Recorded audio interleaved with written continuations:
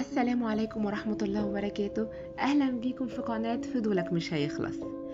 أكيد حصل لك قبل كده إنك كنت ماشي في مكان مظلم أو فجأة حد خضك وفجأة قلبك بدأ يدق بسرعة وإيدك عرقت وحسيت بتوتر غريب.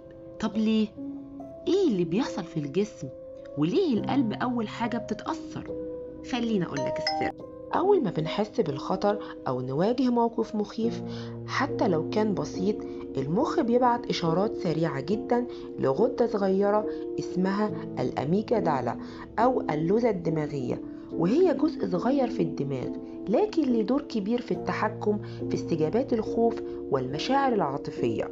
يعني اللوزة الدماغية دي بتتعرف على التهديد بسرعة وبتحفز استجابة حاجة اسمها fight or flight، القتال أو الهروب في الجسم.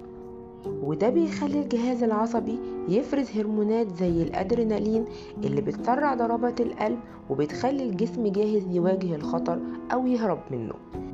ببساطة كده اللوزة الدماغية هي اللي بتحسس الجسم بالخوف وبتدير ردة الفعل العاطفي والجسدي عليه، وبتساعد كمان في تخزين الذكريات المرتبطة بالمواقف عشان نتعلم منها. كمان هي نقطة مهمة في فهم اضطرابات القلق والخوف عند الناس.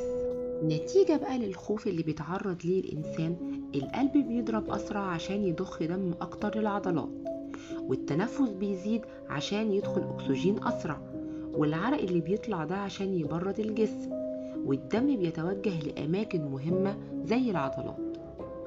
فاللي بيحصل ده كله أصلا في ثواني معدودة. جسمك بيجهز نفسه إما بيهرب من الخطر أو يواجهه، حتى لو اللي خوفك ده كان مجرد قطة طلعت لك فجأة من تحت السرير. بس اللي يخلي قلبك يرجع يهدى تاني هو لما العقل الواعي يتدخل ويقول ده مش خطر حقيقي. في النهاية الخوف ده مش مجرد شعور، ده نظام معقد ربنا خلقه جوانا عشان نحمي نفسنا. وفي المرة الجاية اللي قلبك يدق بسرعة افتكر ان جسمك بيحاول يساعدك مش يخوفك. لو الفيديو عجبك واستفدت ما تنساش تعمل لايك وتشترك في القناة وتفعل الجرس عشان يوصلك كل جديد من سلسلة فضولك مش هيخلص، كل حلقة معلومة أغرب من الخيال. سلام مؤقت وفضول مستمر. كنتم مع فضولك مش هيخلص.